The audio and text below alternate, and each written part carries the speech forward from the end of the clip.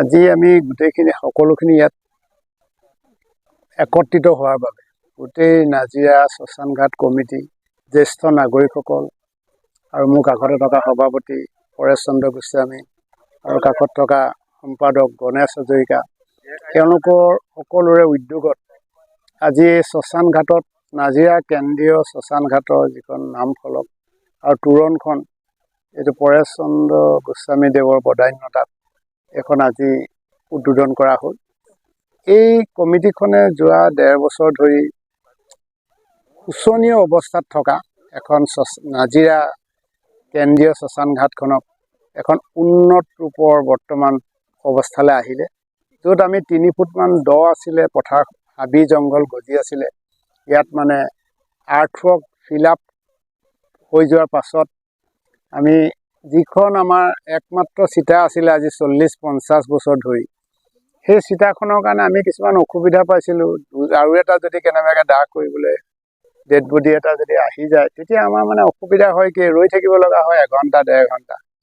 আজি অজয় শংকৰ জাগাতি বুলি এজন ৮ গাঁৱৰ ব্যক্তিয়ে নিজস্বভাৱে এখন দ্বিতীয়খন চিতা দিলে, ফিউনাৰেল প্লেটফৰ্ম।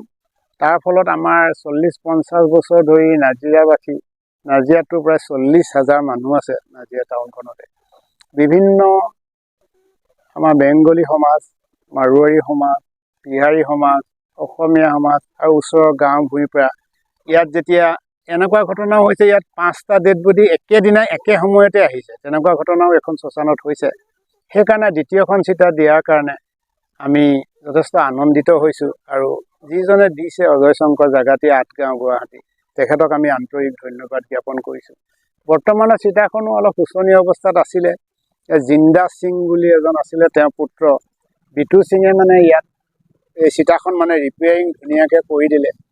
তাৰোপৰি যোৱা 5 জুলাই দিনাখন বিশ্ব পৰিৱেশ দিৱসত নাজিৰাত একমাত্ৰ ইয়াতেই ৭৮ জোপা দেৱদাৰু পুলি আনি পেলাই সম্পাদকৰ চেষ্টাত যথেষ্ট গণ্যমান্য ব্যক্তি আহি ইয়াত ৰোপণ কৰিছিলে। সেইটো এটা মহান কৰ্ম আছিলে, বৃক্ষ ৰোপণ কৰ্মটো। তাৰপাছতে গণেশ হাজৰিকাই চাৰিওফালে সম্পাদকে চূণ মানে ৰং পেইণ্টিং কৰি পেলাই ৱালবিলাকে হওক, ঘৰবিলাক হওক এটা সুন্দৰ ৰূপ দিলে। শুৱলা দাসেও ইয়াত প্ৰথমতে 3টা মানে এই চ'লাৰ লাইট তেওঁ মানে ফিট কৰিছিলে। তাৰপিছত আকৌ 4টা এতিয়া দিছে, 7টা, এখন জাতিষ্কাৰ হৈ থাকিব, দিনতো হওক ৰাতি হওক। এতিয়া যিখন তোৰাণ নিৰ্মাণ কৰিলে তাতো ওপৰত ধুনীয়াকৈ লাইট দি দিছে, ৰাতি পোহৰাই তুলিব। এইটো এটা বৰ সুন্দৰ ৰূপ এটা ইয়াত হ'ব।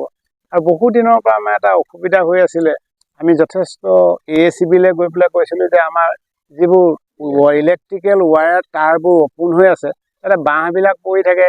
এটা ঘটনা এটাও ইয়াত হৈ গৈছে এবাৰ, এজন ল'ৰা মানে কিবা ইলেক্ট্ৰিক তাঁৰত লাগি কিবা ঘটনাও হৈছে। গতিকে এতিয়া মানে আজি অলপ দিনৰ আগতে ইয়াত আৰু কমপ্লিটলি কেবুলৰ ভিতৰত ৱায়াৰডাল ইয়ালৈ ছাপ্লাই হৈছে, কনচিল ৱায়াৰ।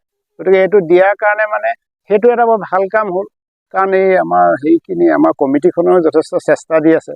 কাৰণ সম্পাদকেও কেইবাবাৰো গৈছে মিউনিচিপালিটিলৈ, AACBলৈ গৈ পেলাই মানে ভাগৰি গৈছে বুলি ক'লোঁ। তাৰপিছতে যেনিবা তেওঁলোকে এতিয়া দিলে। সেইটো কাৰণেও আমি এই ইয়াত যিসকল উদ্যোক্তা আছে, কমিটিখন আছে, তেওঁলোকৰ প্ৰত্যেককে প্ৰতিজন বিষয়ববীয়াক মই আন্তৰিক শ্ৰদ্ধা, কৃতজ্ঞতা